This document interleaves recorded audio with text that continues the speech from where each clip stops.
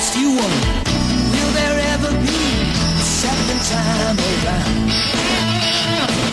Oh, when the tears are over and the moment has come, say my Lord, I think I found someone. Season 1, Episode 7, Yo-Yo's Wedding, aired November 1st, 1991, with a total of 20 million views. Frank comes downstairs into the living room, where Carol is on the couch and Brennan is playing. He mentions that someone has a birthday coming up. Carol jokes that she won't be 29 for a few more months, and Brennan calls her old.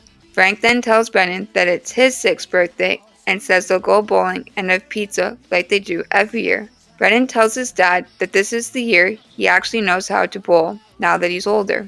After Frank leaves for work, Carol asks Brennan if he even likes bowling and pizza.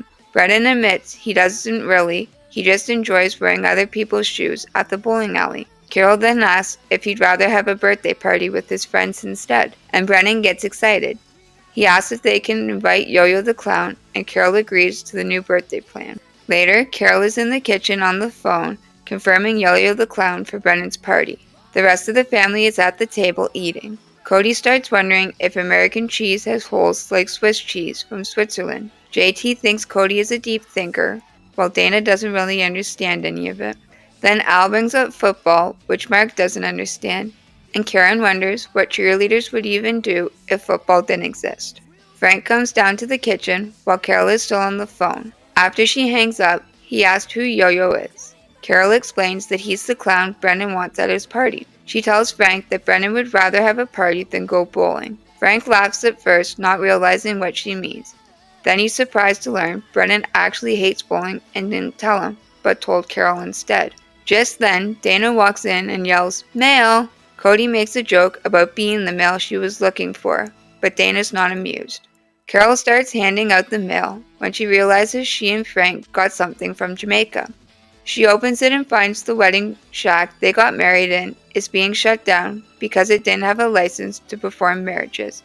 That means their marriage isn't legal. The kids overhear and get excited by the idea that their parents might not be married, but the excitement doesn't last long because Frank tells them to knock it off. Carol starts panicking about what they should do, now that they're technically not married. Frank tells her not to worry. They can just head down to the courthouse and get legally married. But Carol's worried it won't feel personal or special. Frank tries to reassure her they can still dress up and celebrate afterward with champagne. Al overhears their conversation and tells the other kids that they were this close to not being married at all. The day of the courthouse wedding arrives. Carol goes to her mom Ivy and sister Penny to ask how she looks. They tell her she looks fine, but her mom says she'd still prefer a big wedding, especially since Carol might be the only one in the family who gets married. That leads Penny to wonder what about her. She says if she found a man, she'd totally marry him at City Hall. Ivy jokes that if Penny ever did find a man, she'd probably get married anywhere. Before Carol leaves, Dana tells her she looks nice, but also tells her not to go through with the wedding. Carol finally arrives at City Hall, but Frank's not there yet. When he shows up, he's late and covered in dirt from work. Not at all what Carol was expecting. Then he breaks the news that he can't spend the rest of the day with her because he has to go to work. Carol gets upset since they were supposed to have lunch together. Frank tries to make it up to her by offering the burrito he picked up, but Carol's not having it. She leaves without marrying him. Frank follows her home and they start arguing in the kitchen. He reminds her that he chased her home yelling, "Carol, I love you," but she's upset. She tells him he's not romantic, that he showed up to their wedding dirty, and that he clearly cares more about fixing houses than about her. Frank explains that he just wants to make things legal. Jamaica was the real wedding in his eyes. Brennan and Mark overhear their parents arguing and assume they are already married, since that's what married couples do. Carol tells Frank she wants a very specific person to officiate the wedding, and that person is only available Saturday at 3 o'clock.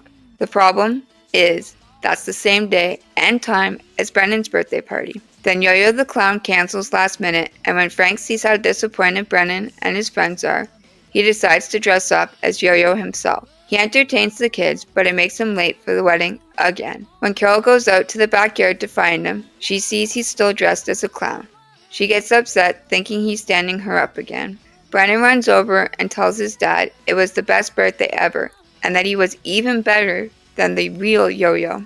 Frank explains to Carol that once the clown canceled, he couldn't stand to let Brennan down. Carol agrees he's a great father, but Frank finally realizes he's been letting her down as well.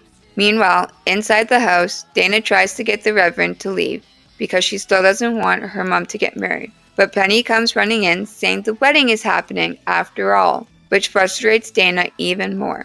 Cody's there too, and he casually says the same song always plays at weddings, totally missing the moment. Finally, Carol and Frank stand at the front, and the Reverend asks if anyone objects to them not getting married. All 6 Foster Lambert kids raise their hands. Frank tells them to put their hands down. Frank begins telling Carol why he loves her, but goes on a little too long.